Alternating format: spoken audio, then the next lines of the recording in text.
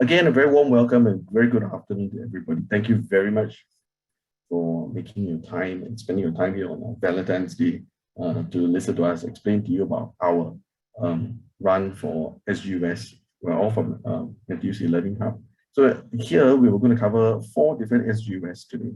Right, we're going to cover the digital communication specialist, the virtual events and production. Those are the 2 new SGUS that are being launched this month and next month. As well as our long-running community and partnership program. I think this is our 11th batch, 11th or 12th batch, and our digital customer relationship batch, which is I think the 9th batch, 9th and 10th batch.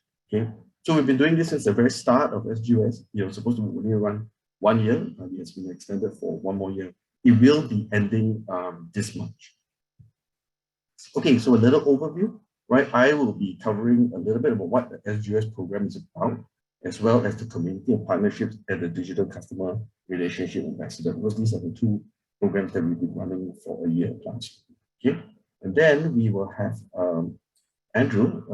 He will be actually covering digital communication specialist. That's the start of a new program, a new SGUS, as well as Mark.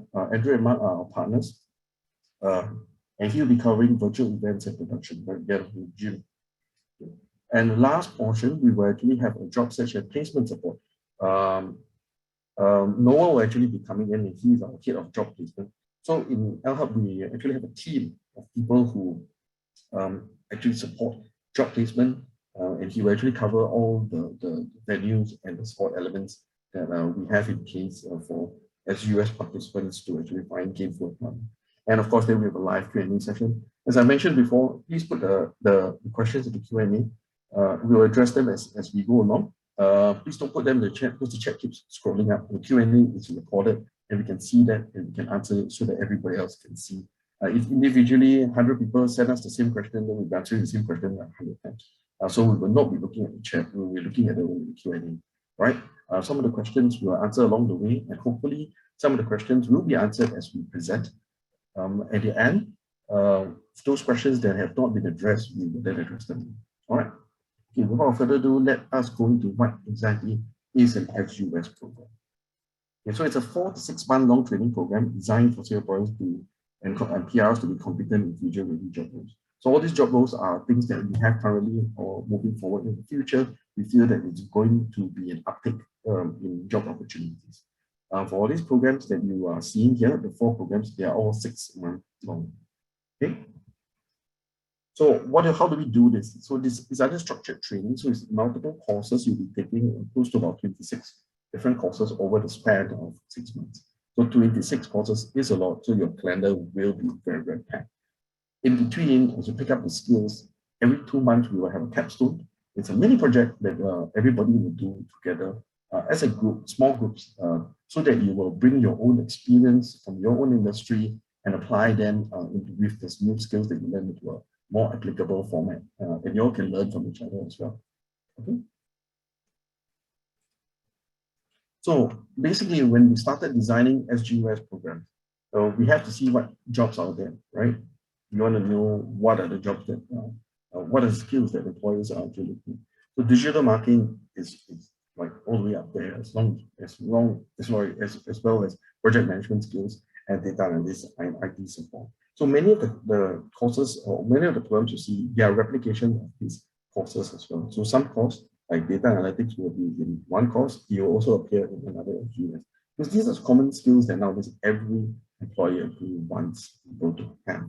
Okay? So those are the general basics on how we actually do research. We didn't just put all these courses because we feel like it. We do research and we reach out to employers through our employee skills survey and find out all the skills that employers actually want. So it's a full-time training program. When we say full-time, later I'll come into details about what we actually really mean by full-time. In 6 months, who's eligible? Every Singaporean PR above 21 and must be unemployed. Okay, so what would you get? You will get 1,200 per month during the training period. Now there's an asterisk there, and I'll go into details later. So every you see asterisk, you better read and find details. Right? So 1,200, but there are some caveats to it. Later I'll go into details. Now, who's not eligible to participate? Those people who graduated between 2019 and 2021. actually two, including UCL as well. Any ITs, any polytechnics, university, education institute.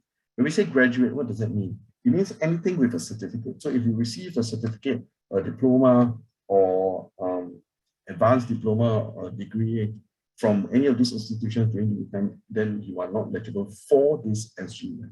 There are other SGUS for you. There are things like internship, it depends on your age, mid-career SGUS as well. And job skills SGUS. Job skills SGUS means you have to find an employer. An employer is under the job skills format, and they will employ you, and you will also go course at the same time. But NTUC LearningHub does not run courses like that. For that, you have to go to WSG to actually acquire that. Okay, and of course, if you are NS as well, you graduate, and you finish your NS during the period of time. Okay, funding. Now, you only pay $500. If you look on your left, cost fee subsidy, right? The full cost fee is approximately $18,000 for each one. So which means all the 26 courses add up all together, it's going to cost about $18,000. But you only pay $500, including GST. Yeah, so don't worry, you only pay $500. Now, so where does the $17,500 come from? So that is actually the funding that the government gives us for your course. Okay. Now, naturally, nobody gives you money for free. There is, of course, caveats and conditions. Now, eligibility criteria is you must at least have 75% for each course and capital project, which means every course you have to attend, each. I need to highlight here is each. Okay.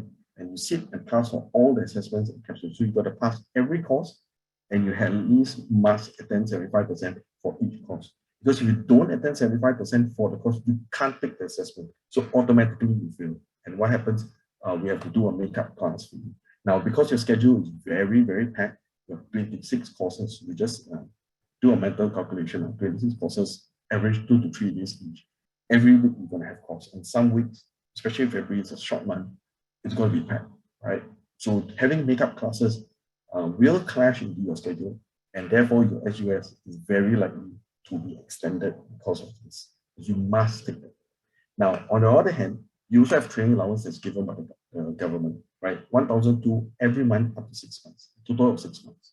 Okay, so if, let's say, for example, you are taking half, and then you will take half all the way at the end again.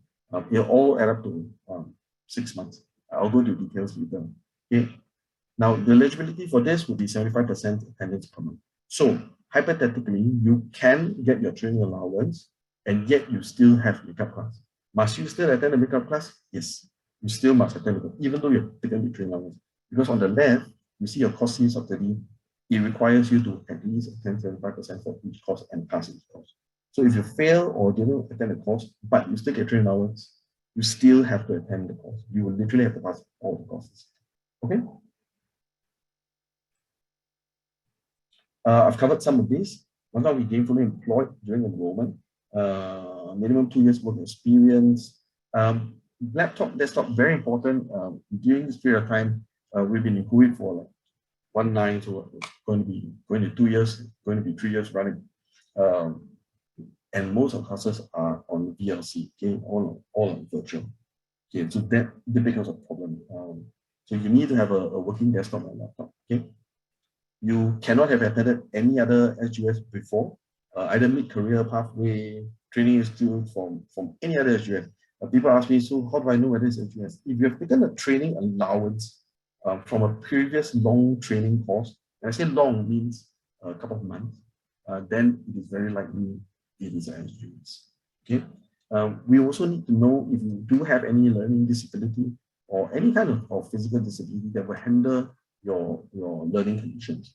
For example, due to VLC, you can't sit for a long period of time due to a medical condition, and you're required to lie down after 4 hours, for example, right?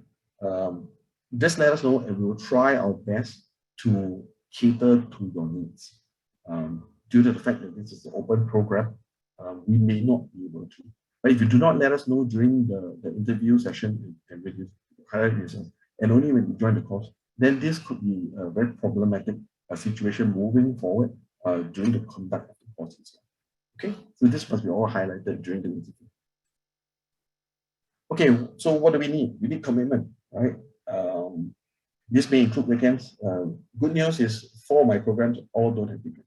Right? So the weekends are free and very family oriented. So to me, weekends are for family. But we need that commitment, right? People need to attend the course, right? We do not put any constraints on what you do after hours. So people ask me, can I drive Grab?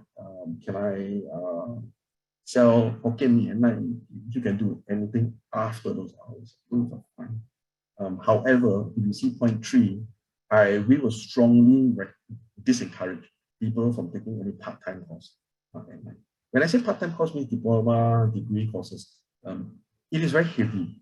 If you're taking a short course, some pottery gardening, 2 hours, then that's fine. That's more than okay. But if you take a degree course or a part-time diploma course, you must juggle, and then sometimes there's homework, and then it clashes, and then you will have a problem. Right? Or we will all have problems. So we strongly disencourage people. People will say, yeah, I can attend class. That's fine. But being a adult learner myself, you will have homework. And when you have homework, then you cannot manage. And that becomes a problem. Okay. So let's go to something that everybody was very excited to ask. So what's my training allowance like? You get 1,002 for the duration of the whole program, except for people who are receiving income relief. Now, I understand that COVID support has been extended until the end of this year. So if you are on the COVID recovery grant and you get, for example, $500 okay, from the COVID recovery grant, or $700, let's say you get $700 from the COVID recovery grant, you will only get $500 for the training allowance. In short, you will never get more than 1,002 for these two things combined together. Okay, right? If you get 600 or 500 from the COVID recovery grant, then you get 700 for the training. Add together, you get 1,002. You'll never get more than that. All right. Again, it must be that you have 75 attendance per month during the duration of the program. Okay. So some questions will be, what if I'm on MC? What if I'm sick? What if I'm... That unfortunately still counts against attendance. The attendance here is per bias, meaning there's absolutely no excuse for it. So once you fall below 75% attendance, you do not get training allowance. Oh, but it's not fair. Well, once you do your makeup for the class, then the training allowance comes back. So you are never cheated from getting that month's training allowance. As you do enough makeup to actually go past the 75% in the subsequent months, then the 1,002 for the previous month or whatever the training allowance was for that month will be actually provided during that time. Okay. Attend training and meet minimum requirements, of course. Discontinue once you leave the program. Now, if you leave the program, later we'll cover a little bit about leaving the program. If you leave the program, you will not getting training allowance, and there's no proration. So, which means you see point 7, there's no proration. If you leave on the 20th of the month, the whole month you don't have training allowance. Now it's February. Let's say you join us in March, and in July or in June you get a job, right? The middle of June, and then you say you're leaving in the middle of June, and you show us an appointment letter. That June training allowance you do not get. Okay. So I always tell people, if you want to find a job and you still want your training allowance, then leave the program at the beginning of the month. So you get a previous training allowance, and then you leave the program in fresh. A new month comes in, right? And you leave at fresh. So leave at maybe the first week of July, right? And that's fine. So the whole June you still enjoy the training allowance. But once you actually so-called tender or signal that you intend to leave in the last date is in that month, then you do not get training allowance. Yeah, I'm going to pause here for a while. I'm just going to quickly run through some of the Q&As here. Can I set up if I've attended Doreen attended 6-month digital marketing course earlier? Doreen, I'm not sure, because when you say 6-month digital marketing course, I'm not sure whether it's a certified course, as in, when I say certified, is it academically certified? Do you get a certificate from one of the IHL's Institute of Higher Learning? If you do, then you can. Yeah, if that's the case, if you get an academic qualification, a diploma, cert or whatever from a polytechnic or IHL, then you can't. Second point is that if that 6 months digital marketing course is an SGUS, then also you can't, because you can only buy this cherry one time. Okay, so I'm not too sure. I don't even have details. Perhaps you let us know. Okay, Fabian, self-employed, intend to take out? Yes, you're eligible. No worries about that. If one has a part-time job, yes, Valerie, you can apply. Please do. Let's be very honest here. 1,002 cannot feed people, especially if you're a family, honestly. So people will still work, and that's fine. So I always tell people the best is if you're in between jobs, you're still looking for a job, right? And do things that are very, very flexible, right? Do things at night. I have trainees who actually work night shift at 7-Eleven or whatever, right? It doesn't matter, right? So they are on course, then at night you just go to night shift, or at night they go and drive Grab, or do something that's flexible, right? That you can control your time. For some of them, they will have some jobs that actually clock in like 6-10 days a month, and then they just balance it. Okay. All importantly is you must show up for class. Okay. Is the fee different for locals, PRs, and foreigners? Foreigners are not eligible for this. I'm sorry to say. So there's no difference there. PRs and locals, no, there's no difference. Everybody pays $500 because it's all supported. Gary, I've obtained a cert in WSH. I don't really understand your question. In WSH, can you enroll? I'm not too sure about why you're asking about cybersecurity, Gary. I'm not covering cybersecurity. Yes, it's not age bias. Eligible for any adults above 55. We're not age bias. Can we pay $500 using a skills future credit? Yes, you can. Part-time students will be very flexible. Yes, you can, Henry. You can still join. SIRS grant in 2020. I'm not too sure when John, you're talking about what kind of grant this is. Because there are many kinds of SIRS grant. Unemployed. Yes, Sally, you can take part-time job. Yes. So many of you are asking for whether you can do this or not. Yeah. So again, you can actually work part-time as long as you are committed to the course. Okay. Let's carry on. I'll type some of the answers later for people again. Now, what do you get out of all this? So you have 26 courses, 26 courses, depends on which of the SGUS. For WSQ courses, skills future courses, you will get an statement of attainment from SSU. If you pass the course, once you pass the course and you reach the minimum attendance, and this will be put in the skills passport. So we will not send you any visa. It will send it to your skills passport. If you haven't checked out your skills passport, please do go and check out your skills passport. Right? Go and type skills passport Singapore, right? And then you log in in your SingPass and you see all the WSQ courses, the WSQ courses you have attended before. For the non-WSQ courses, you will receive an eCert, ECOC from us for each of the courses. So altogether, you got 26. But people complain, tell me, Roger, I'm not going to carry 26 courses. Pieces of paper plus your other academics, of course. So we also provide a transcript as well, listing all the modules you attended. But this is only at the end of the program itself. On top of that, once you graduate and finish all your courses, we will give you a final COC, actually saying that yes, you've graduated, similar to any kind of academic. Although this is not an academic program, but it's similar in the sense that we do provide the ECOC saying that you've completed these. These are all the list of 26 courses that we've written and the skills that we've learned. All right. Okay, so some of the other TNCs that I need to cover. The information will be shared with our program partners, people like Mark, people like Andrew. Those are our program partners because they actually have the expertise in their own domain. Later they will share conducting virtual events and digital communications as well. Of course, other government-related agencies in order for you all to get the kind of support that we are trying to provide for you. Okay, this program does not guarantee a job placement. Okay, I really need to stress this. It doesn't mean that at the end of the 6 months there's a nice cushy job paying $15,000 waiting for you, because if it is our reverse customer sign up, that isn't. Okay, but in saying that, I need to also stress that we do not just run this and leave you there, and that's why Noah later will come in to share the amount of work and headcount and effort they actually put in order for them to get gainful employment with other companies out there as well. Okay. On top of that, each of the course you need to do course evaluation. So I always get people to always complain about course evaluation. Please don't. It is part of the system. You have to finish a course evaluation.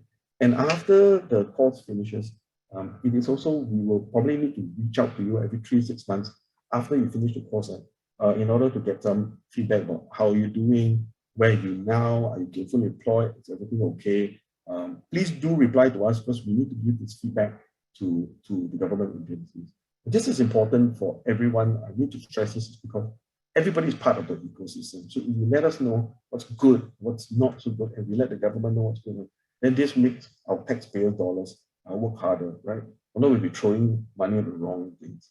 So please let us know so that we can let the government just know as well what's good, what's working, and what's not. Okay. Don't worry about it.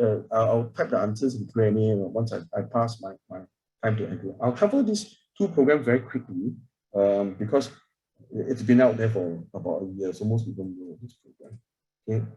So basically, community and partnership specialist is really about dealing with people. It doesn't mean just in a hospital setting or hospice setting, right? It can be in anything. So people do sales, you are also handling a bunch of community, right? If you do communications, you're also handling a bunch of community, whether it's ingress, internal, like HR, or you're doing external when you're doing operations and sales. As long as you're managing a community and building partnerships with people, with stakeholder engagement, yeah, those are the skills that you actually need. Right? So we will focus on things like branding, digital marketing, business thinking, communication. We'll put a module in event management and market research and negotiation as well. Why event management? Well, most of the time, when you do with communities, you will run an event, whether it's virtual or is it physical, right? So what this job entails, it's very different. When we put this here, if you go and Google and search how many jobs in Singapore have community and partnership title, you will know that it's actually very little. However, what we're trying to tell people, which we have plenty of graduates from this way, like I said, this is, I think, our 11th batch. Correct me if I'm wrong, right? I think it's 11th batch. So that's close to about 200 over people have actually walked through and gone through this program. They always couple this with their own experience in whatever industry they're doing. So it's always learning new skills on top of the skills and experience you already have. Okay. So some of the job roles there could be relevant, some titles, right?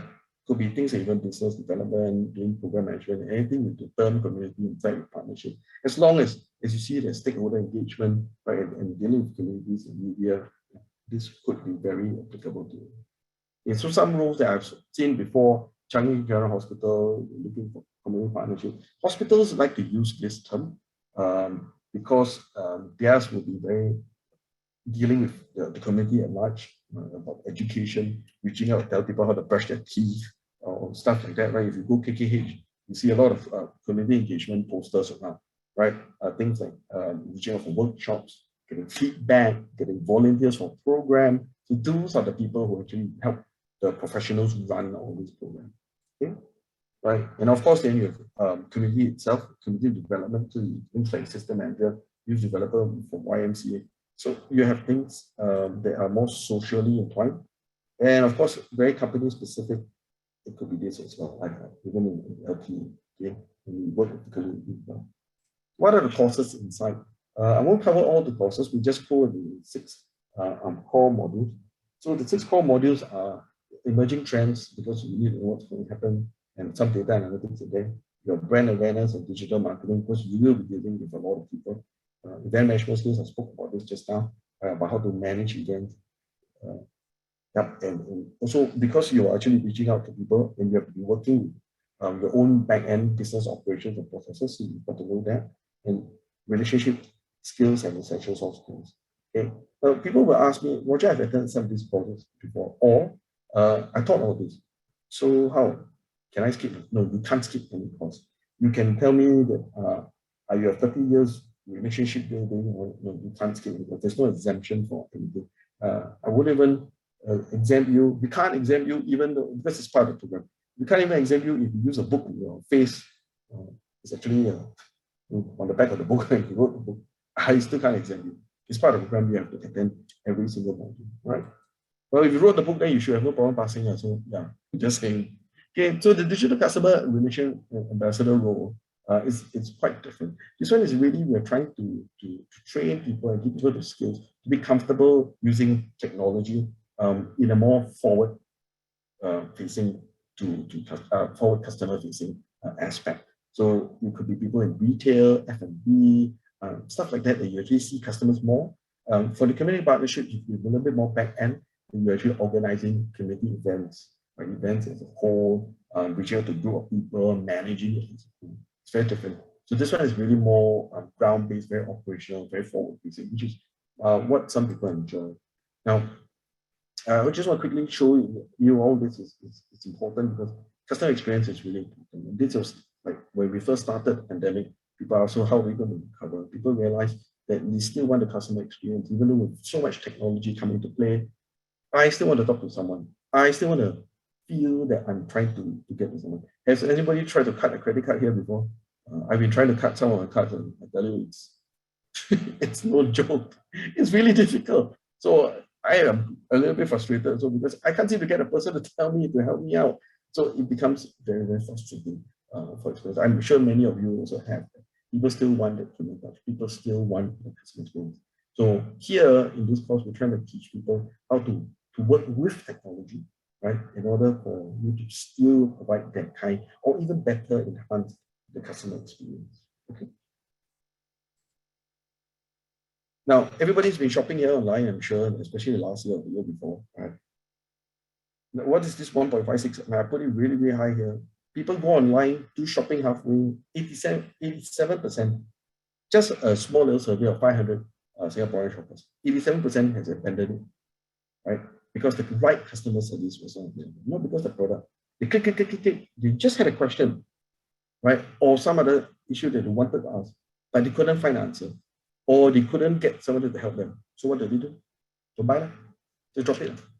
And the estimated cost was $1.56 billion. I don't know about you all, but I think it's a staggering amount. So therefore, if you look below, right, customers said they want people to improve the range of communication channels available. Either Facebook chat. I just shopped with the Catalan, and they actually do their customer service on Facebook chat. Right? So my son crashed his bike into a tree and they actually serviced me through Facebook chat. And that's fine. I didn't even have to hear a voice. It's fine. But I was still tapping and somebody was there responding to me. A real person responded to me and helping me out. And we also want local agents because I know many people always complain about banks calling you and nobody seems to understand what they're saying because they employ agents from a different country with different accents. And when they speak to us, I have no clue what they're saying. So I'm sure that this is a very common trait. So these are the things that people want. Why am I showing this to you? This just goes to show that these jobs are always going to be there. And in this digital aspect, we need to learn the more skills, right, to beef it up, right? But these customer service jobs are always going to be there, regardless of technology, right? In fact, with technology, it just changes a bit, but you still need all these skills. Why? Because this is a high-touch industry, right? People need to trust, right? It's a lot of feeling, a lot of empathy. You go to a hotel, you just need a room, but you still want people to serve you, right? The high-tech jobs will always be there. If anything, data scientists is all, Singapore is a really short rate. Government keeps yelling all the time, right? IT short is very, very short. And high trust are professionals like doctors and judges, right? We really, I don't think we're ready for AI to step in to be a doctor yet. Right? You still need someone to hold your hand and feel comfortable, especially if it's a very serious illness. Okay? So where are you now? So here we are focusing at the high touch. So what are the courses here? Communications and presentations, digital marketing, personal branding, right? Because it really depends on different levels. And like as per the community and partnership, we also touch on business operations and process automation. Why? Because a lot of the customers, you could be handling the technology at the front end, or you could be handling the technology at the back end, but still handling customer service. Okay? Either you're gathering feedback, processing the feedback, understanding and applying where to improve, what to keep, what to change, what to strike out, right? So you could be back end. The emerging trends and IT skills, service excellence, and naturally sales and operations. Because no matter how well you do in customer service, the end of the day is It's sales, right? Everybody needs to have a happy buyer, and that's what you want. Repeat buyers, happy buyers. So that's what this course is about. So I'm going to hand over my time to Andrew. And Andrew, are you there? Yep. Thanks, Andrew. So Andrew is our partner for the digital and communications specialist. So he will run through this program with you. All right, Andrew, thank you. All right. So, okay, Roger, maybe you can help me to flip. So Yep. just a sound check, everyone, because a lot of you says Roger's mic is muffled. So can you hear me properly? Just do a sound check. If you can, just type it out in the chat that you can hear me loud and clear. All right. Thank you, Sally. So I'm one of the partner who put together this digital communication specialist class, which I'm very proud of, because I am a media person, I'm a salesperson, I'm an entrepreneur, I'm also a marketer. And if your work or if you are thinking of switching your career to any of this discipline, especially you foresee that you have a lot of online interaction with people, then this course, it's for you. Now, so what does this course entail? Next, please. Roger, next. I'm sorry. Okay, so again, I have 6 different pillars. Again, for the sake of time, I can't talk about everyone, but basically, if you look at the makeup of this class itself, a lot of focus in the digital marketing, personal branding, and social media space. So of course, you look at the IT all the way to the left, you have basic, advanced Microsoft Office package. So everything is advanced. I can tell you, when it comes to advanced, it's really advanced, right? So even the Excel, it's really advanced. You got lots of formula. It's basically to help each of you to be very confident about managing a lot of tasks independently alone. So the world is moving very fast, and even if you get a job now, all right, half the time you're working from home. You know what's the challenge about working from home? You can't even ask a colleague what to do certain things, right? So we need to be very independent, and that is why you look at the emerging trend. We have virtual collaboration tools. You need to know a lot of this. You may be asked to lead a meeting, and you'll be asked to give access rights. You'll be asked to do facilitation, icebreaker. A lot of interaction are now done virtually. So this course is made to beef up that part of your career, of your resume. And each of these 6 pillars offer you a chance to update your LinkedIn skill set. So don't forget about personal branding. We still have a course on personal branding. So and this personal branding is more than LinkedIn, all right? It's also a little bit about public speaking, a little bit about being visible online. So today we are all very good in what we do. We have the substance, but we may be lacking in the form, in the storytelling part. So this course helps you to address this part. All right, so let me deep dive into certain courses and I give you a preview. Next, please, Roger. Okay, so we have a course about digital PR. Half of it is about traditional PR, like how do you craft a press release? How do you help your boss to handle radio interview, TV interview, and how do you do PR online, like maybe social media? And how do you manage negative comments? This is a very interesting course. And for the first time ever, we are doing it, all right, here in SGUS itself, all right? Public speaking, and not exactly crisis management. There is another course about crisis management. So don't be mistaken. Don't be mistaken. PR is something positive. It's not just about crisis management. It's also about building relationship with the mainstream media. It's still very important, right? Okay, so we have 2 days for this class. All right, next, please. Next. Okay, so today we can't run away from crisis. So in this class itself, we learn different types of crisis. What are the principles you need to adopt when it comes to crisis management? And what is the process of handling different stakeholders, from internal stakeholders to the reporters to people on social media? How do you prepare your team? How do you answer questions? And all these things is good to do. It's good to have, because you can't just say, now I leave it to Marcom. Now that is a lingo we used in the past. Oh, our Marcom colleagues are handling. But today, if you are a digital marketer, you handle that part as well, because sometimes the company that you work for, don't have a corp comms department, and by default that you are very online focused, you become the de facto online person, right? So this is a very important course as well. Okay, next. Okay, so today in the world of online social media engagement, today we need to recruit the help of influencer to help us to promote a certain brand. Now, so in this course itself, which is very valuable, you will be taught different types of influencer. What are their categories? How can you work with them? There's a huge part. And how do you manage the KPI, right? So is it good to hire an influencer and pay her $3,000 for just 2 posts, right? So we will be able to help you to evaluate what is the ROI of working with influencer, right? So this is a very interesting course where in the past it's just one of the small module, but today it has been evolved into a full day program. Next, please. Now going live on social media now. So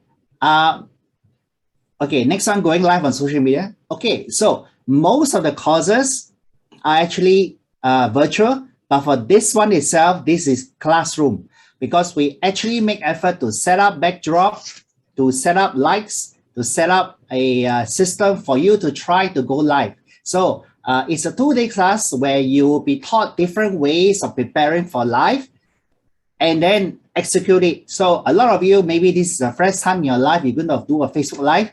And of course, when you do Facebook Live, you don't do it on my Facebook, we do it on your Facebook or on your YouTube itself. So it's awesome. And this is actually one of the most anticipated module. Okay, next one. So in today's event management environment, there are some events who are in person, there are some events online, and there are also hybrid events. So how do you organize webinar, virtual events, fireside chats, panel discussion, and so on and so forth?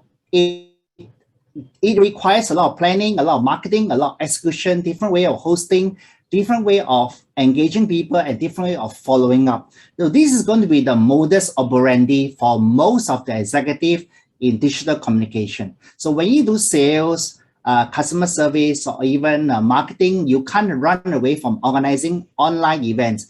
And running online events is not just about setting a Zoom room and everybody just on time on target. No.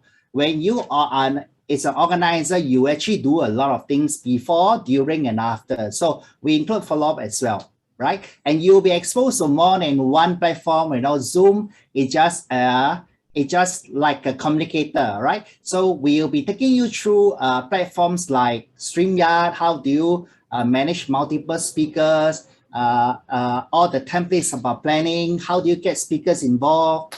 And so on. So this is again another useful course. Okay, next one, please. Now, today you will find this word very, very common because the last 2 years we talk about chatbots. Today, the new word about chatbot is conversational AI. So it is a type of artificial intelligence. Now, a lot of people say chatbots bring a lot of customer service out of job. Now, I disagree. But if you are a sales or a customer service professional, chatbots is here to help you. So this class itself will bring you through the overview of AI world, different type of chatbots, different role that chatbot play, and what information you need to collect to implement a strategy, right? So you need to be very professional in your work as a customer service pro before you can contribute very effectively. So this course itself bring you through a journey of planning for a chatbot.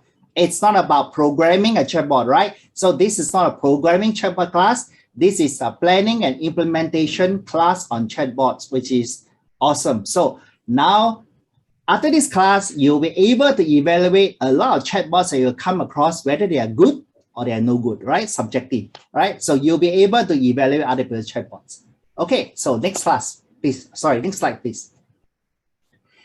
Now, this is the one I'm telling you about. So I'm very passionate about personal branding. So I will touch on this itself. If you are executive and you are seriously thinking about moving on if you think that personal branding is important, it is important. All right.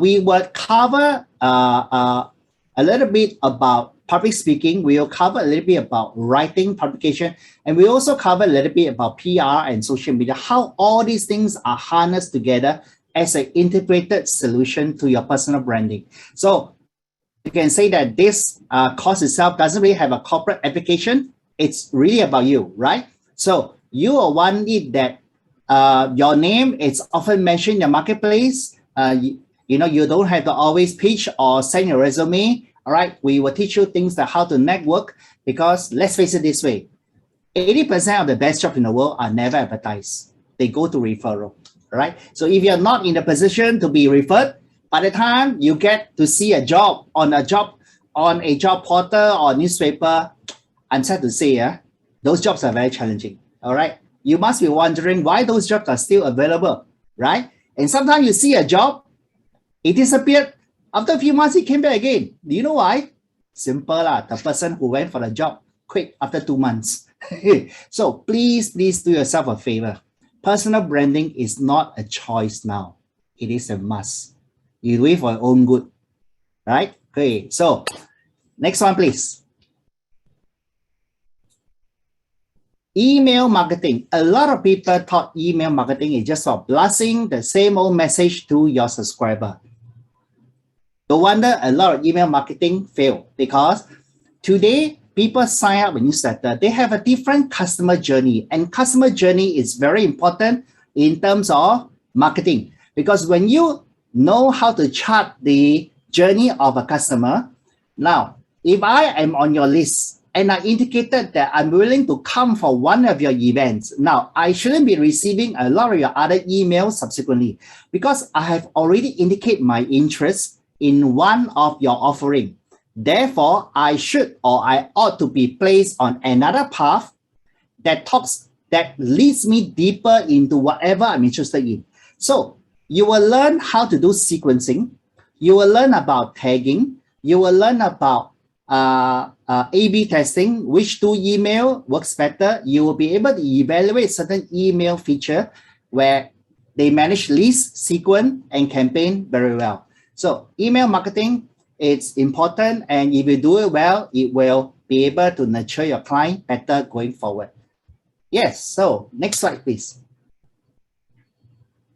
So I just want to recap at the end before I hand over to Mark, our next speaker, is that don't deliberate too much about which one is more suitable for you, because you can see that there's certain degree of overlap. I think most of the time, 2 days or 3 days course will not teach you so much things. What we are trying to do, at least what my module is trying to do, is to give you a glimpse, overview, or snapshot of that particular topic.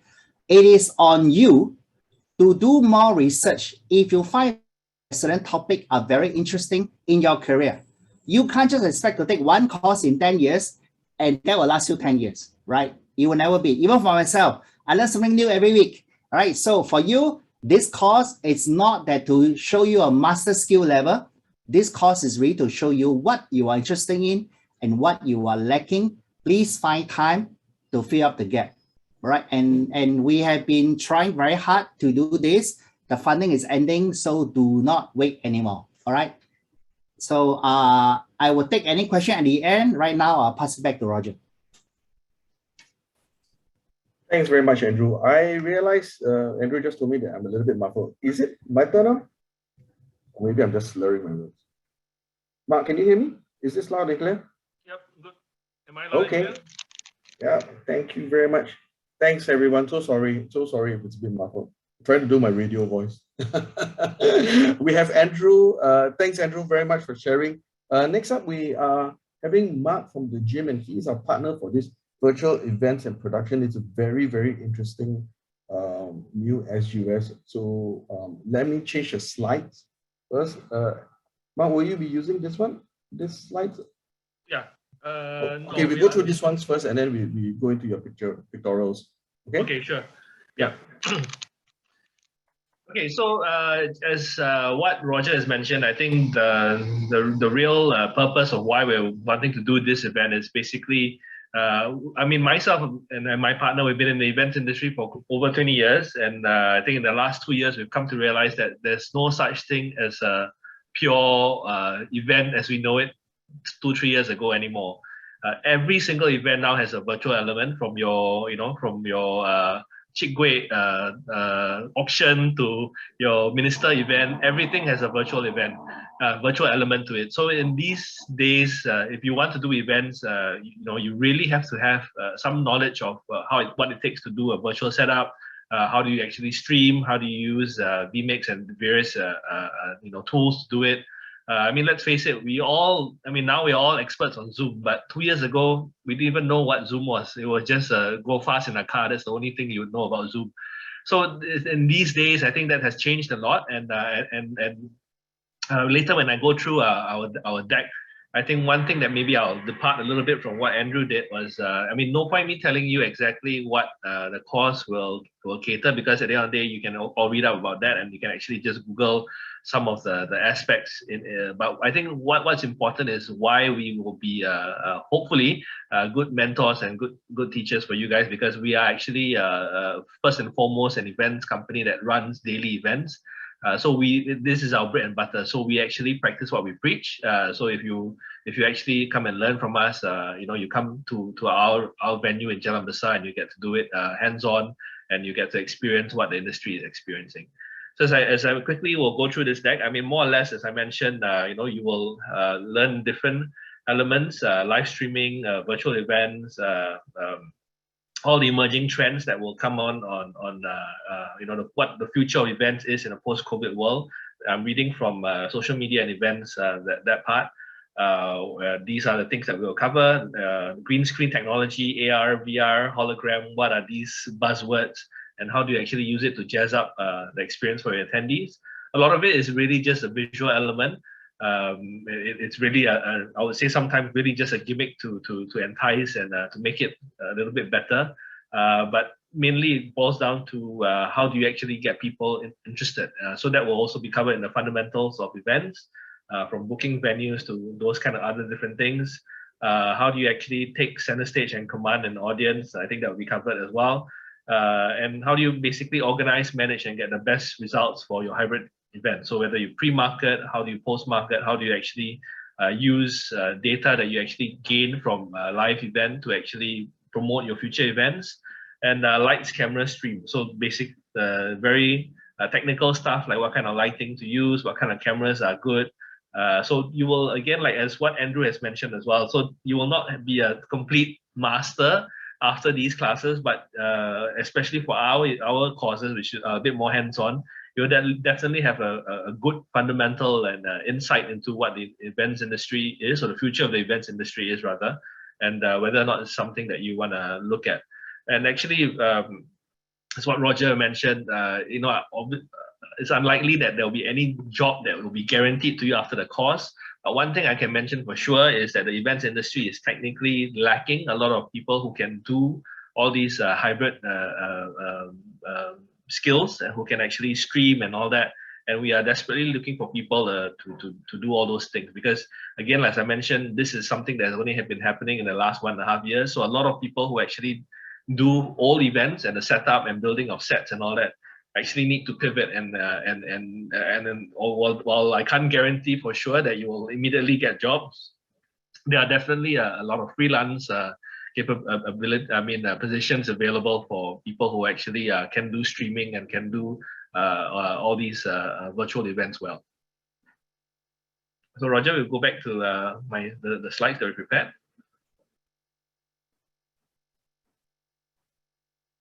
Or do you need me to share it? Sorry, do you have it online? Yeah, I have it handy. Yeah. Yeah. But you need to give me the right. Yep. I've gave it to you already. Okay. Okay. But I did not know you were a superhero. Sorry? Your background is Hall of Justice. Sure example. I'm a superhero, yeah. Okay, so let's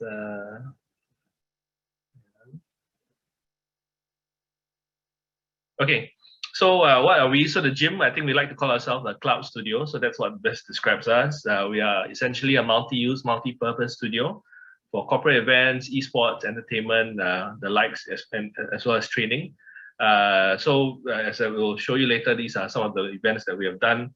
So on the background, we started out as really an esports venue, but in the last 2 years, because of COVID, because the fact that we have actually a 13 meter by 3.5 meter LED wall, which Roger has seen personally in our venue, it has become a very handy place for CEOs to do their town hall, for people to do different things, even concerts. We had Joanna Dong and a few celebrities also come and use our place for concerts and shows. So this is my partner Nyo, who's a co-founder of myself. So as I mentioned, Nyo has 20 years of experience in AV and outdoor and more corporate videos, corporate events rather. So he's has carved out a career doing that. For me, I'm mainly my career was in the Straits Times. I was an editor there for over 20 years. So media and marketing and all that is my main strong background. I also spent quite a number of the last part of my time at the Straits Times doing a lot of events, crafting and conceptualizing a lot of their outdoor events for sports, and then moved out to events industry as well. So the timeline, so 2010 was when Nyo first started his company, and before that he was working for somebody else, and then he branched out to China, Japan, and I joined. We joined forces rather to start the gym in 2020. These are some of our clientele. So a lot of the big MNCs and big banks, especially, and also a lot of the big sporting events like as you will see later, the Premier League and rugby. So these are some of the things that Nyo used to do at World Expo. He also designed the CCTV studios in Beijing, Mobile World Congress. These are some of the sets that we actually built. So the background actually is a lot of corporate and physical events, right? And these are some of the other clients, Citibank, esports as well. As I mentioned, the Premier League football in 2019 and 2015. But then obviously COVID hit. So what we needed to do was to rethink, reinvent, and reshape. And that's where we come up with the whole concept of the multi-use studio, right, for corporates and esports. So 2020 and 2021, these were the years that we actually built the brand, and then now we're in 2022. So there are 4 verticals to what we do. As mentioned, we do a lot of studio work. So we actually have a studio also in Suntec City. We have an academy. We also have our own media and influencer marketing team that does a lot of that as well. And we also do a lot of esports. So actually, we just got the contract also to do the Singapore Moonton Professional League. So that's what we did it last year, and we'll probably do it. We are slated to do it again this year. This is our venue in Jalan Besar. It's a 3-story shop house, altogether about 6,000 plus or close to 7,000 square foot of space. First floor is basically a huge LED wall, and the 3rd floor as well. And the second is a co-working space, but with several suites for casting and for video as well. These again, some of the events that we've hosted and how it looks like on our 1st floor. And this is the 3rd floor. We can also have a green screen, or we can have an LED wall as a background.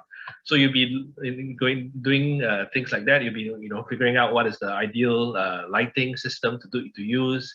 You'll be behind the scenes to make sure that you're operating the right slides that will come on, making sure that the right video comes along. So the bottom picture, that's me sitting in front and presenting, doing a presentation in a different way. So obviously, normal way is for us to what we're doing now, share screens and Zoom. But in this way, because I'm sitting behind a LED, as you can see, behind a green screen, my slides can technically be projected behind me, and it's a bit more interactive way to actually talk through my slides rather than we do it in this simple format. As I mentioned, Suntec City is where we have another concept called the newsroom. So newsroom is more like an intimate setting for streaming and to do your AGMs, to do a talk show, that kind of thing. And again, these are some of the back-end stuff that we have at Suntec, and as well as something that you will also be familiar, introduced to, right? How to actually manipulate the LED walls, how to actually, like I said, stream, make sure everything is on point and on time in the various streaming services and all that kind of thing. So some of the events we've done a lot of government work. So this also is a forum for ASEAN ministers for energy. So this was in 2020. So we live streamed and connected all the ASEAN countries, all 10 ASEAN countries, and there was an MOU that we had to preside over. We also hosted talk shows. So this is one of our partners who work with us, the Eco Business. So they did a lot of events at our venue as well with some of the ministers. You can see Grace Fu and Xia Jinping there. We also do a lot of awards night. So this is the Football Association of Singapore that did an awards night at our venue. We work with a lot of influencers. So this is SGUS having the influencers first foray into esports, and it was hosted at our venue as well. And this is the professional league for last year, again at our venue. And I don't know whether we have time, but I can provide you the link, and you can see some of the background stuff that actually goes behind it. Esports is actually the most difficult virtual event to do because there's so many things happening at one time. And if you take up the course, definitely you'll be able to have an insight into that. And once you do esports, technically you can do any virtual event. I think we work with Josan San and some of their partners as well to do virtual concerts. So we do that as well, and you'll be learning aspects in which you'll be able to handle that. So again, why have this course? Why are we doing this? Why do you need to actually do it? Why can't we wait for things to go back to normal? Why do I have to learn about virtual events? And basically, why do I need to take this course? So I think we have to face it that things are never going to go back to the way it was. In the industry, actually, events, the money was quite good. We used to build event sets and all that, and the money was actually quite good. But the pandemic has made a lot of clients realize that actually, do I really need 1,000 people in front of me anymore? Or actually, can I make do with, say, 200 people to give me a bit of an atmosphere, and then the rest can just log in online to view it. Speakers as well are now changing their MO. They no longer, say, for example, a speaker from the US may no longer want to fly to Singapore to do an event because that will take up at least half a week of his time. Rather, you say, okay, maybe you pay me less. I will zoom in from US, but at the same time, in that 1 week, instead of doing maybe 2 shows at the most, I can do, say, 4 or 5 shows, right? Just sitting in my home, wearing a blazer like what I'm doing now, and maybe wearing a Bermuda and wearing shorts because nobody can see what I'm wearing underneath, right? So that's the reality, that things have changed, and virtual element will always be a part of events going forward. Because technically your audience can be a lot bigger online. You can reach out to different demographics. You can reach out to people who are technically not in the same time zone. It can be blasted online, and you can actually, if it's a subscription model, you can actually make money while you sleep. So there's a lot of benefits to doing it, to doing virtual events. And unfortunately or fortunately, this is the way it is, right? So there will be going forward. There's really no compromise that virtual events has to be virtual element rather has to be part of every event going forward. So why this course? Because if you actually were to Google it, events planning, a lot of the people who are offering the courses are all just physical courses. So basically, how do you actually book a venue? How do you manage clients? There's nothing like that out in the market. So for us, I think we are the first to actually offer this, and because we are actually active practitioners of what we preach, actually doing stuff, we're up to the mark in terms of what is needed in the industry, what people want. So through us, you'll be able to learn all aspects of events, from planning to execution to future proofing. You'll pick up latest skills, green screen technology, and what have you. And more importantly, you stay relevant in an ever-changing industry. So right now, if a lot of the events people have cottoned on to it and are slowly trying to change. But if a lot of them actually now, if you ask, okay, do you do events? A lot of them say, no, okay, I only just build sets. But it can't fly anymore. So you need to stay relevant because people are changing, wants are changing, clients' needs are changing. right? So again, yeah, so these are the elements again where we will cover.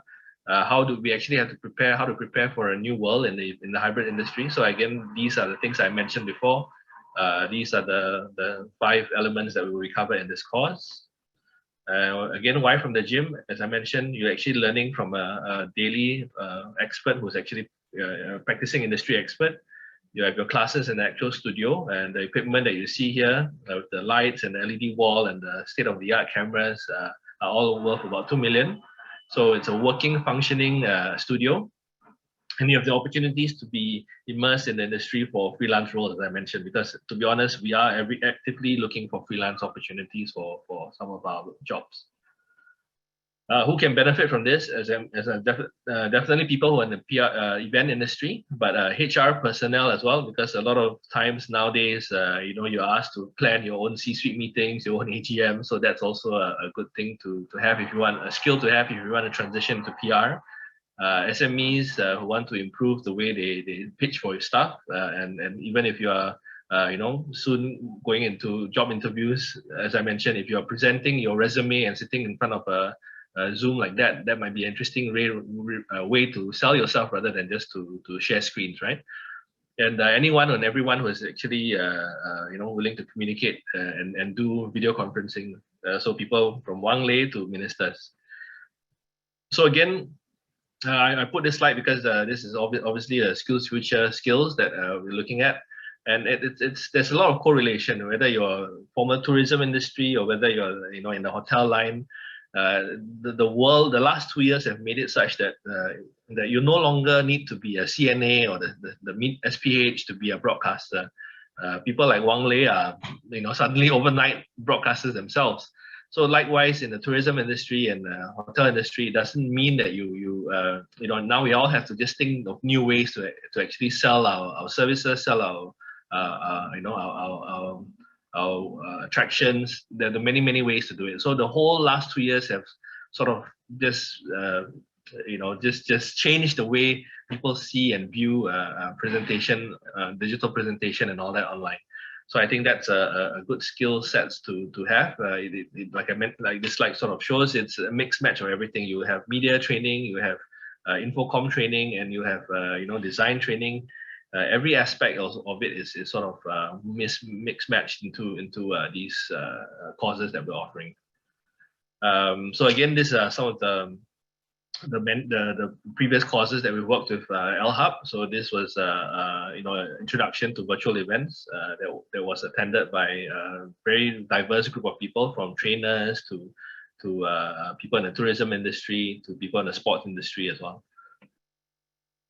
So this is one of our pride and joy. So we were working with the government again for in December last year for the very important Singapore-China summit.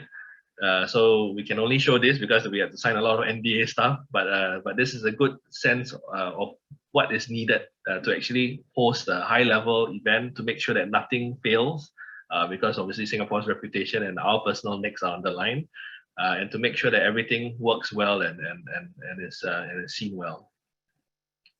Again, this is the setup for esports. As you can see, many different monitors go about to just set up one esports tournament. A lot of different skill sets needed in the background, and we can go into that later in the course. And this is the behind the scenes that maybe I can send to Roger, and we can also share with you guys that if you wanted to take a look at it. But yeah, I think I wouldn't take up too much of your time, but if you have any questions, feel free to ask, and yeah, I'll hand it back to Roger for now. Thank you. Thanks, Mark. Lastly, we will have Brenda. Last but not least, we'll have Brenda to share. Brenda, you here? Yes, I'm here. Just a moment.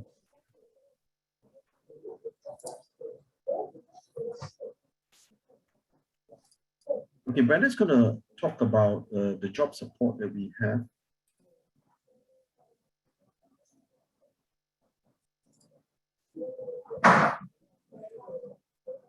Yeah, can everybody see this? Brenda? Hi, everyone.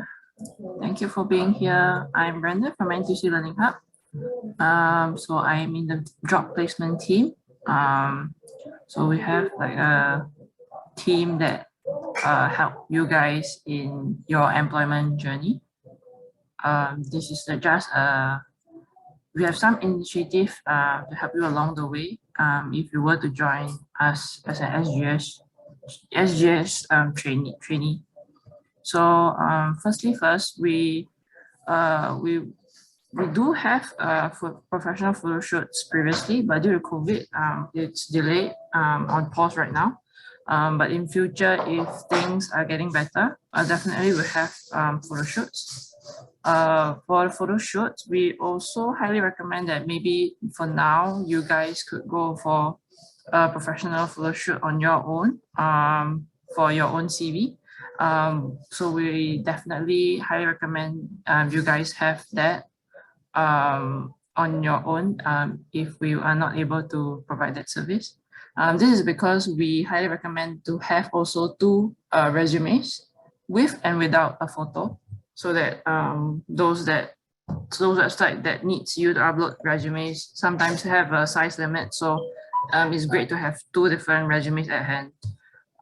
So we also do have workshops in collaboration with E2I. That is CREW, which is Career Resilience Executive Workshop. This program is aimed to help you close your existing employability gaps, and also help you leverage on your own strengths to build a positive mindset, to be able to cultivate resilience during these uncertainties. So they also help you to grow and manage to change and build realistic expectations of your jobs available in the job market. So this is just a very brief introduction to the workshop. So we highly recommend that if, let's say, you are part of the SGS training, and then we have this invitation out to you guys, please do join. We have great feedbacks from previous trainees with this workshop, as it helps them with their CV and cover letter writing, and also help them with their LinkedIn profile as well. It's so important that everything is digital. So if you do not have a LinkedIn profile, please do create one when you have time. This will help you find jobs, and as well as sometimes employers would just like to see your LinkedIn profile before they even see your CV. So with that, we also have career coaching as well. That will be also as a voluntary basis.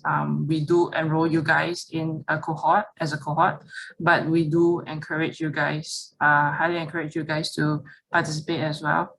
All of this is not a must. We cannot force you guys to go, but we highly encourage that you participate. We do have virtual career fairs, also in collaboration with E2I. This is a monthly virtual career fair.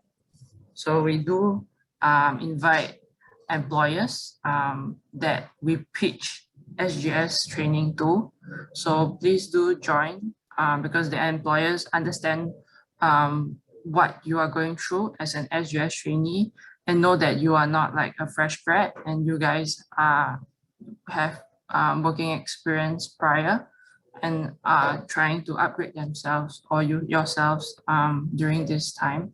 So they know what you're going through. So please do participate in all these career fairs. And lastly, we do have a recruitment platform. This is curated especially for the SGS trainees in mind. It's called the Career Agility Hub. So in there, all you have to do is once you are enrolled in the SGS program, a few weeks in the program, you will find an email asking you to reset your password and all that. So just log in. So this is a platform where you can put on your profile, your CV, update your all your different work experiences, as well as the different skills that you may have. With this platform, we do have a skill gap analysis as well. So this is where you can see what are the sales gap that you have from where you are right now, and the job that you would like to have. And because we do have a job section there as well. We have collaborated with WSG. So we do have My Careers Futures jobs in there as well. On top of that, we do have curated jobs from where the placement team have curated from our hiring partners as well. So highly recommend that we have all these initiatives and platforms that that help you in your employment journey. That's all I have. I'll go back to you, Roger. Thank you very much, Brenda. I just want to add something personal. I know many of you here are either looking for a job or been unemployed for some time. Just to share a personal note, I was retrenched a year and a half ago as well when COVID first hit. And you'll be very surprised at many times we think that we know a lot. I had a career coach help me, and actually it was very, very beneficial. I've been in HR and L&D for the past 15 years. It's always good to have someone else to look at your work. You can't ever get it right. And there's a different perspective when you actually have someone who actually do career coaching for you. Because you may have been doing career coaching for somebody else. But like any doctor will tell you, the same thing. It's very hard for you to diagnose yourself. So always try to get help. And all these platforms that we actually, sorry, Evelyn is sounding very soft. Is it still very soft? Am I still very soft? I'm still very soft. Can you hear me? Yep, I'm getting you loud and clear, Roger. Oh, okay. Thank you. Yes, I think I will hold it close to my mouth. All right, thank you. Yeah, so I really like to encourage people. I have participants. So I run this program for a year since it started. We have participants who come in and say, you know, oh, I've been 20 years doing this, and they're doing, yeah, but that's the case. The case is that it's a bump in the road. And LHub is here, and all my partners are here to support and provide all this. But you can bring the horse to the water, but you can't force the horse to drink, right? I mean, we heard this all the time. So I would really encourage people, so number one, to have the proper mindset. When you do sign up for this SGUS, when we have all these career fairs, virtual career fairs, recruitment platforms for you. Yes, sometimes it's very discouraging when you applied for so many, you've been doing this for a long time, you're not getting any results. And it's part of the journey. Yeah, it's part of the journey. I remember sending out like, I think maybe close to 15 resumes every day, right? So you just imagine the amount of resumes, each with a personal cover letter. Takes the whole day just to do 15. It is tiring, and I understand that.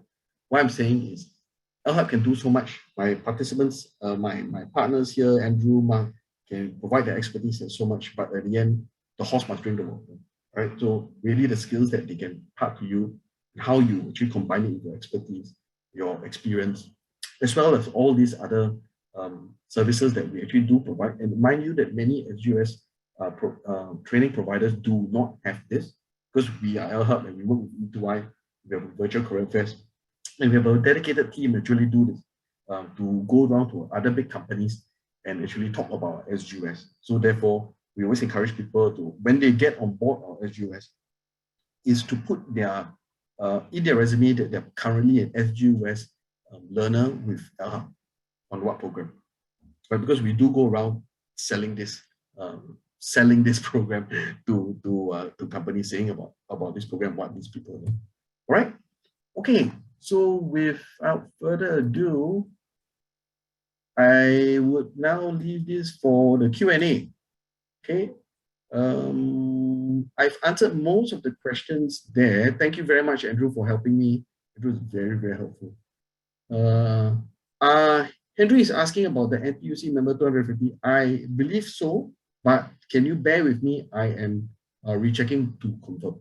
But I believe this is possible. Henry Lee, for your question on the 250. But I'm checking with sales right now to confirm whether it is. I'm formerly under SGS trainee mid-career. Yes, ended prematurely in 5 months. I'm not sure why it prematurely ended. for this anonymous attendee. For those that are prematurely attended, we can always write in to SSG for waiver. However, I need to be very realistic with you. The dates are not working with you because the dates are, if you see what Ryan has put up on the chat, digital communication specialist next intake is 21st of Feb, which is next week. I think that class is full. So the only hope is the 8th of March. And virtual events is also 8th of March. That one, it's not full yet, but it's filling up very fast. And our digital customer ambassador and the community relationship is next week. So I think those classes are also perhaps quite full. So I'll be very honest with you. It is probably not in time for us to get or even appeal for on your behalf. Hi Brenda, is photograph for CV necessary? Okay, somebody just removed that. It's okay. Thanks Andrew. Probably Andrew answered that. In fact, we are not working since 20, but I collect allowance etc. Sorry, your allowance, is it the COVID support grant? The COVID support grant, as I've mentioned before, if you are taking this allowance, the training allowance adds up another $500 to a cap of 1,002. You can't get anything more than 1,002 from the government on these support programs. Okay. SGUS is totally different. SGUS was literally payout with tax relief, so that was really different. That one was really just giving people money, but this one, it's a different program altogether. When are the dates? Okay, I think if you look at the chat, let me just see. Okay, quickly. Okay, I'm just going to answer Linda here. So the dates are here. Okay.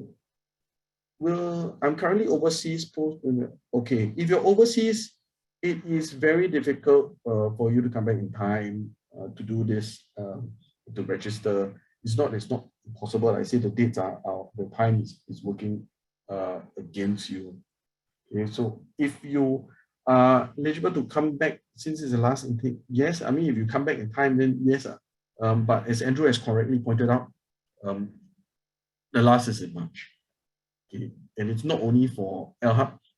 The SGUS program will end, confirm job stamp will end in March. Yes. I know I said this last year. I know some people said it. Yeah, Roger, you said that last year. So, but DPM Heng, he is the DPM. So he announced suddenly extend one more year. But this one is really no more extension. That is it. Okay. There may be other support programs. We are not sure yet, or I cannot share much details. But for sure, SGUS will end in March. Okay, this will be the last intake. The whole Singapore will end for this SGUS, and subsequent courses you will still be having grant, but no more allowance. Something like that.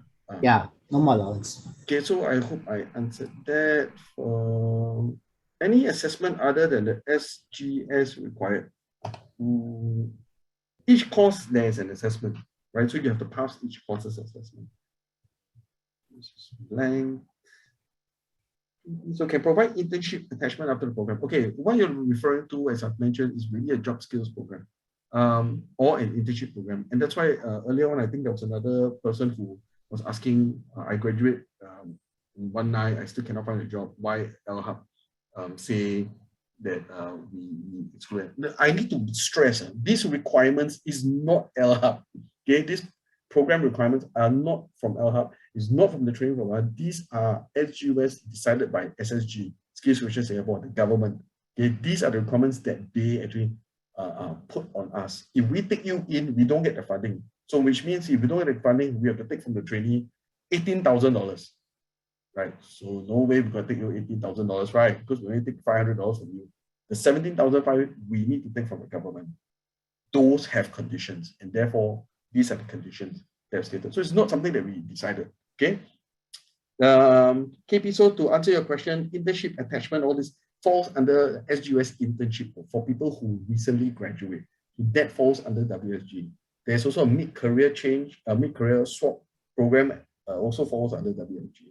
There is also a work skills one where you actually find a company who is supporting that program. If you go to WSG's career portal and see, there are companies who actually hire and then they pay you an allowance. and you learn on the job for about 6 months, but there's no guarantee of a job. That means you're literally working for 1,002 and you're learning on the job. Okay, some people want that, and so that's also available. But LHub, I cannot provide you more details because I'm not the right person to provide you correct details because I don't represent WSG and I don't represent the company, so I do not want to provide any details that may be wrong. The best, my only clearest advice would be literally to ask you to go to the WSG career counseling and ask them for this. Okay, how many days a week? Good question. I was very surprised nobody asked this. Now, 26 days, 26 courses divided about 6 months. My best bet is about 3 to 4 days a week. Now, I need to put a caveat. Things can change because sometimes holidays, okay, about holidays, I think April, by April we'll have a holiday. The previous batches got Christmas, New Year, and Chinese New Year. Wow. So their courses are very, very packed. The whole 5 days are all course because some days, some weeks are blank, right? Because of all the holidays. So it's very different.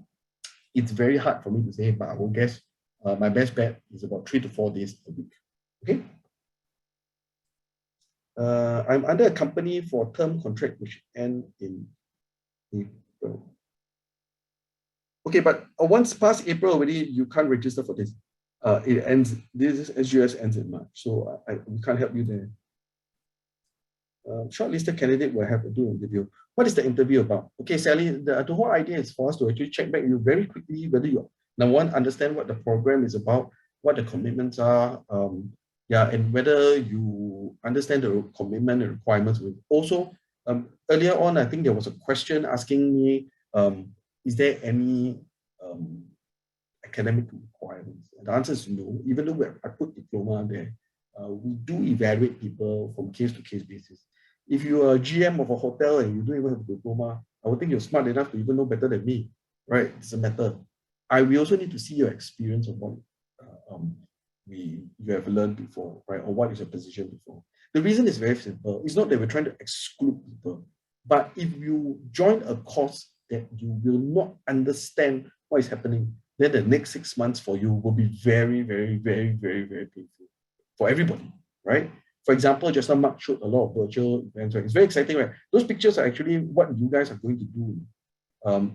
People who actually sign up, of course, forgive me, I shouldn't say you guys, but everyone who join up for the virtual events, it's very exciting. I've been there, right? It's green screen, it's huge. It's really like a studio moment. It's really very exciting. And you will learn a little bit hands-on. So we will naturally pick people who are in the events industry, right, that are more beneficial for this because they learn a lot better.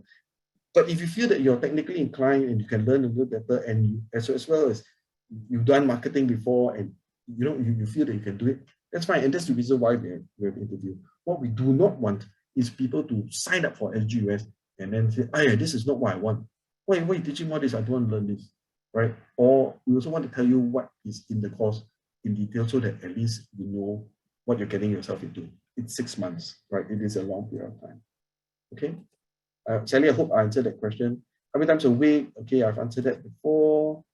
Currently working full-time, but in probation period, where they can resign in 2 weeks. Can he or she be eligible for the SGUS? Well, the truth of the matter is you are now working full-time, you're in probation. So have you resigned? I can accept people who have tendered and are serving notice period. And I have done this before. People who are serving notice period for 2 weeks or 3 weeks or a month, and sometimes even overlap a little period of time, it's acceptable for me. But if you are still working in your probation, you can resign in 2 weeks. If you haven't resigned, then I can't put you on the program, right? Because it won't be fair. Everyone needs to understand that it needs to be fair to all Singaporeans.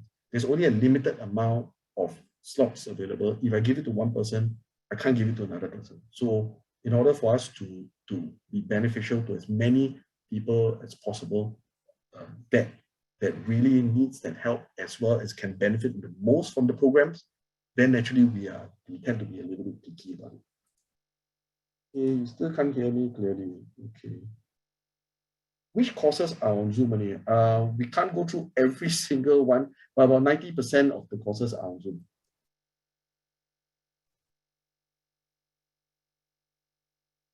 Mr. Ong, we do not, there's no age biasness. So it doesn't matter about age. The question is whether you are still looking for a job. How do you know whether you're selected? You drop your resume at the end. We will hear. Okay. I actually haven't shared that yet. Sorry. Okay. So for people who are still here, this is you can scan this on your phones now, right, for each of the programs, or this is the hyperlink that it's there. You can just click on it and actually get there, and all the details are actually there. When you click on the application, it will go into a Zopa link that you can just drop your resume. Once you drop your resume, we will notice this, and yeah, and then we'll contact you. Well, within this week, because today's really Monday. Within this week or so, especially for the upcoming one, if there's availability or not, it will be the March batch. Okay. Unfortunately, due to the number of people who actually sign up for the class, we will not be able to respond to every single application. Okay. What if I fail? Can we take? Yes, we will assist you as much as we can. Of course, if we take after 10 times the same course, then we have an issue. Again, that's why we are a bit selective over who we also pull in for the course. Also, you also do not want to take something that it's not within your capability, right? So of course, we will support you. Yes, can we take? How do I confirm the course? How do we confirm the course, and when will the payout be like? The payout, I assume you're talking about the training allowance. The training allowance is typically on the 7th of the month, if it's a full month. So which means if it's a full month, February is going to be a half month. So the March payout will probably be half. March, if you attend all the classes in March, then your April, the payout for March, in April, you will be getting the full month. I mentioned WSG and non-WSG. It's actually WSQ courses. Mahesh is actually WSQ courses. In the 4 programs to share today, which portion of the programs comprise? Because there are 26 courses, about 26 courses each, some more, some less. In the 26, there are some WSQ courses and some non-WSQ courses. I hope that's clear, right? Which meaning if you have 20, right, it could be about 12 of them are WSQ courses and the rest are non-WSQ courses. Okay. Will there be home assignment homework to be completed since it's 2 3-day course? Yes, there is some homework. It's not a lot. We don't really need to give a lot of homework. It's only for the capstone because the assessments are done at the end of the course. Okay, but there are some pre-learning material, especially Andrew's classes. Pre-learning material means before you come for the class, we will send you a link for things that you need to read first. Okay, this is so that you read, then you attend Andrew's class. You will not be, don't have to go through the basics. So you save some time there. Right, Andrew? Correct, right? So if you have online, okay, if you have homework, the homework is actually pre-coursework that you read, and there's some work to do. Prep work you also submit online. It's on this platform called Canvas, if I'm not wrong. Yep, so you won't be required to do homework over the weekend. So yeah, at least from my experience, last 1.5 years, no such thing. Yeah. So nothing to be really concerned about. It will not be a rush assignment kind of thing because all assessments will be the end of course. The only thing we will probably have is some prior reading. You will just read priorly, and that's about it. No intake for April. I've mentioned this before. There is no more SGUS come March. March is the last. Okay. All courses start. 4 courses will start in March. No, Cecilia.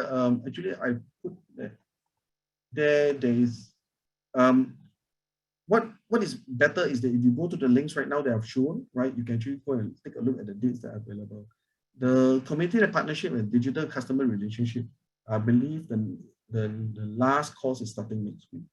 It may still have some slots, but I don't think there's a lot of slots left. For the digital communication specialist and virtual events, also starting next week, but it's filling up, but we have another run in March. So March, there's no community and partnership and no digital ambassador. There's only a digital communication specialist and virtual events production. How do I guarantee that I'm under the SG United scheme? I'm sorry, you mean you were previously, if you attended some training prior to this and you want to check whether it's under the SG United, then you will need to check with that training provider themselves. It is very hard for us to speak on another training provider's behalf. Thanks, Cecilia. No worries. Okay. If I let anything else? Okay, you can keep your answers coming out. For the rest, I hope this webinar has been very beneficial to you. And I wish you all the best in your job search and and keep safe. And so for people who are still here, we're ending the webinar now, but I'll still answer the questions and I won't leave until I'll give another 10 minutes or so. Right. Thank you very much, panelists, and thank you very much for all the people who have spent their time here to listen to our webinar. Thank you very much. So for more information, you can just scan the codes there, right? The cute little dinosaur there, right? And it takes you straight to the landing page. Drop your resumes. If you have a concern, you think, oh, I don't know whether cannot, no, just drop your resume. Then let us have a look at your resume. Let us see the resume and then let us come back to you. But if you don't drop your resume, then it just dies there, all right? Okay? So I just want to say before I go, please do not delay. Please do not think so much or too much because all these courses are very focused on online engagement in one way or the other. Like what Mark says, a lot of things that we think we've been doing for 20 years are now having this digital element. So you can't run away from it. And recently, I have hired someone who is about my age. I'm 55 this year. And you can't believe how much training I need to do. So I think today is very important. The first and foremost is to get yourself upskilled. And then you survey the market and see what does the market really wants now. Year on year is changing. So I really hope that no one is too old to learn. Okay, no one is too old to learn. In the last 2 years, I learned many things because of COVID. So if I can do it, you can do it. All right. Thanks, Sawyer. Thanks, Andrew. Yeah. Okay, I'll be just here answering. Thank you. Thanks, everyone. I'll be just here for another 10 minutes. We will end the webinar in about 5. Okay, right now it's 4:38. We'll end the webinar at 4:45. I'll just remain here to answer any of the other questions you all have. Thanks again, everybody. I'll make my leave as well. Thank you. Thanks, Mark. Cheers. Thank you. Bye.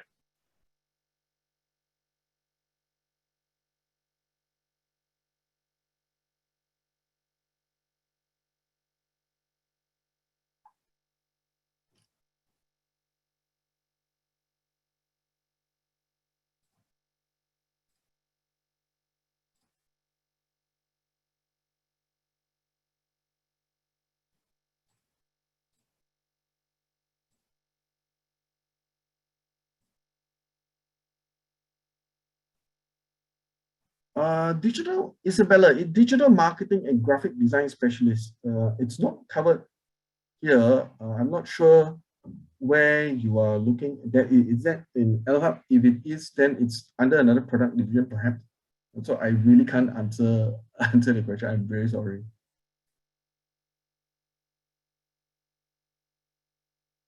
Thank you very much for attending. Thanks, everyone.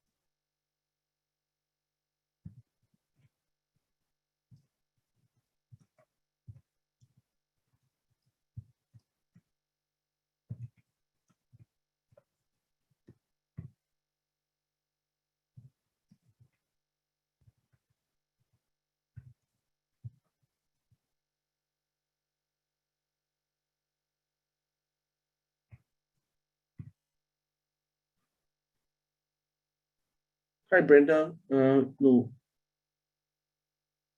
Michin, you can go to the link right now that is listed there. Actually, all the information that I shared is actually there. For the program itself, it will be on top, the top link, the SG United Skills Program. That one has all the conditions, the payouts, the training allowance. Yeah, everything will be there at the top. For each of the programs, the 4 programs that we talked about is actually listed below. So those are the ones that go into detail a little bit about those specific programs. Thanks, Emma. Thanks for coming.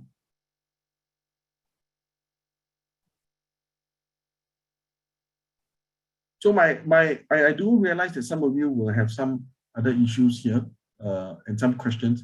I think the best is, as you are asking those questions, or Henry is wanting to come down to actually take a look, my best advice is to drop your resume first inside this. There is a lot of people who are applying for this, and there's not many slots left. We wanted to fill up all the slots for one particular reason. The whole idea is this is a good program, and we want to just benefit as many people as possible. Okay. Emma, I don't understand this apply skills feature. So yeah, I'm not sure.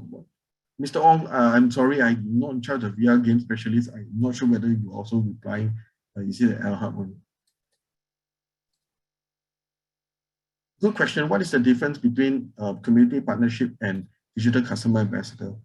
In my view, if you are handling more of a group, then the community partnership specialist will be more applicable to you. Thank you, Michelle, for coming. Yeah, the digital customer relation ambassador will be people who are actually more forward-facing. That's my point of view. If you're in a hotel, then maybe you're the concierge. If you are in retail, then you actually meet people a lot more. That becomes more personal contact. Then the digital customer relationship ambassador would be a better course. Yvonne, can I say no if you want to apply for all 4 courses? I can't stop you, but it will appear. We can see that you have applied for all 4 courses, and it doesn't bode very well because they're quite different. so it doesn't reflect very well. I think don't need to be careful. If you feel that that's what you want to do, then apply for that. Because if someone applies for 2, let's say community partnership, the digital customer, I can still say okay customers. But the virtual events is quite different, right? And the communication specialist is also quite different. So you can, but it doesn't. We can notice, and it doesn't really bite very well. I hope that answers your question. It's not about which one will accept us. I think it's about which one has the most benefit to you. 6 months is a long period of time.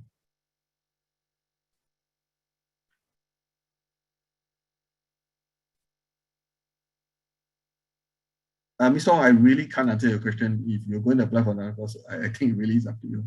Henry, I need to come back to you on this. You can call us, but I believe the $250 can offset this. I stand corrected, but I believe it can be accepted. If you do, like I say, please just apply first and then come to payment at the time, then we'll go through. Or you can approach us at Bras Pasar or give us a call, okay? Cassandra, not working since the month. No, I think that's a COVID support, right? Like I said, the COVID support will be, so if you are thinking you're currently under COVID support, I think COVID support is every 3 months is renewed, if I'm not wrong. Right, so if a COVID support month, you are still getting 700, then the training allowance will only be 500. Until COVID support ends, then you will get training allowance of 1,000. Okay? Right. I hope everybody is done there. Okay, for everybody else, can you access the links? Okay, just give me a moment. I'm sorry, we can't do this for every single person, Michin. I do hope you understand. Can you copy the link? Can you give me a second?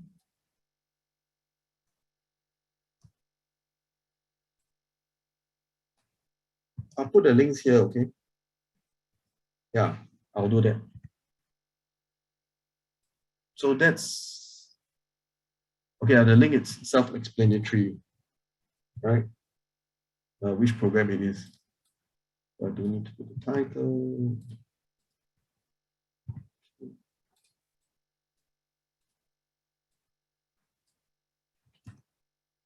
No worries. So sorry, I hope you understand. Because I do it for everybody. If I email every single person, just from webinars, this is a small webinar. We have webinars up to 500-600 people. Okay, so the last one is for the whole program itself, on the terms and conditions, eligibility, and all the other program requirements. Right, the rest are all for each specific program. Yes, so just apply and just drop in. The best is drop your resume. Just go in there and just drop your resume. Tidy up your resume and drop your resume. Okay? Right. Thank you, everybody. Stay safe, and I will be ending this webinar now. Right. Thank you, everyone. Stay safe. Cheers.